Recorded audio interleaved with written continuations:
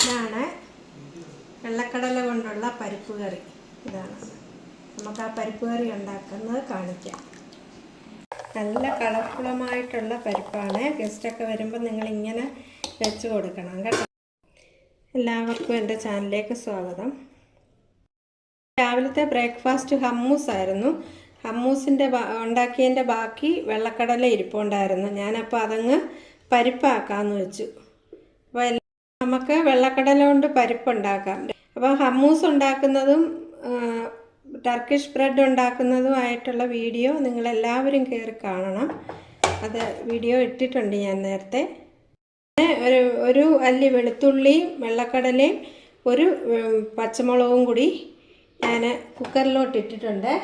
അതിലേക്ക് ഞാനൊരല്പം മഞ്ഞൾപ്പൊടിയും അല്പം ഉപ്പൂടെ ചേർത്ത് കൊടുക്കുകയാണ്. ഇത് നമുക്ക് കുക്കറിൽ വേവിച്ചെടുക്കണം നല്ലവണ്ണം.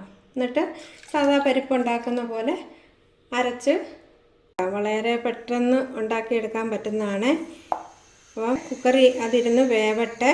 വേവുമ്പോഴത്തേക്ക് ഇതിൻ്റെ അരപ്പ് റെഡിയാക്കാം. ഇതിനായിട്ട് തേങ്ങ എടുത്തിട്ടുണ്ട്.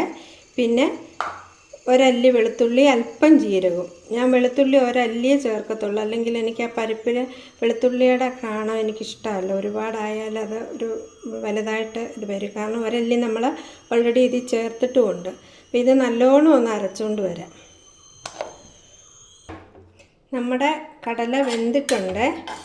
അത് നമുക്കിതൊന്ന് മിക്സിയിൽ അരച്ചുകൊണ്ട് വരാം. കണ്ടോ, നോക്കിക്കേ എന്ത് കളർഫുള്ളാണെന്ന് നോക്കിക്കേ. ഇതിനകത്ത് അല്പം ഉപ്പ് ഞാൻ ചേർത്തുണ്ട്. തേങ്ങ പോലും അരച്ചില്ലെങ്കിൽ ഇതിന് നല്ല കൊഴുപ്പുണ്ട്, നല്ല തിക്കാണിത്. ഞാൻ പിന്നെ തേങ്ങ അരച്ചിട്ടുണ്ട്. നമ്മുടെ അരപ്പ് ഇതിലേക്ക് അങ്ങ് ചേർത്ത് കൊടുക്കാം.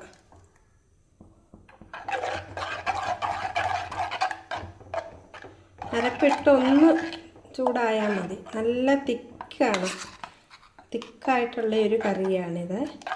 അല്പം വെള്ളക്കടല ഉള്ളായിരുന്നു, അത് ഇങ്ങനെ വേവിച്ചരച്ചപ്പോൾ എന്നാണ്ട് നല്ല തിക്കായി.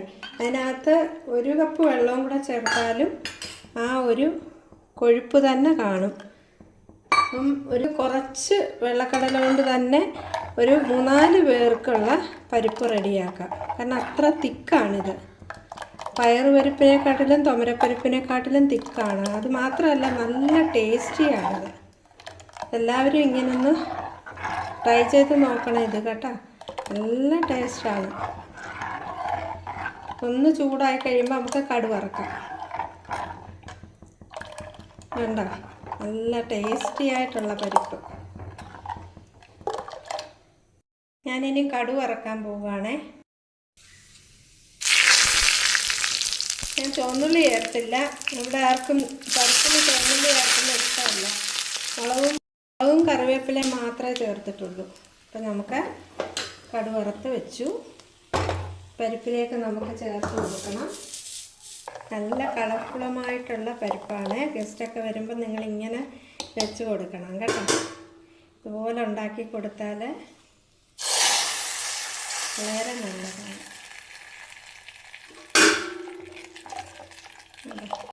അപ്പോൾ എൻ്റെ ഈ റെസിപ്പി ഇഷ്ടപ്പെട്ടാൽ എല്ലാവരും എൻ്റെ ചാനൽ സബ്സ്ക്രൈബ് ചെയ്യണം, ലൈക്ക് ചെയ്യണം, ഷെയർ ചെയ്യണം, കമൻറ്റ് ചെയ്യണം, ബെൽ ബട്ടൺ ക്ലിക്ക് ചെയ്യണം. എന്നാലേ ഞാനിടുന്ന എല്ലാ വീഡിയോസും നിങ്ങളിലേക്ക് എത്തത്തുള്ളൂ. കണ്ടിട്ട് മാത്രം പോകരുത്. എല്ലാവരും സബ്സ്ക്രൈബ് ചെയ്ത് എന്നെ സപ്പോർട്ട് ചെയ്യണം. എല്ലാ പ്രിയപ്പെട്ടവർക്കും നല്ലൊരു ദിവസം ആശംസിക്കുന്നു.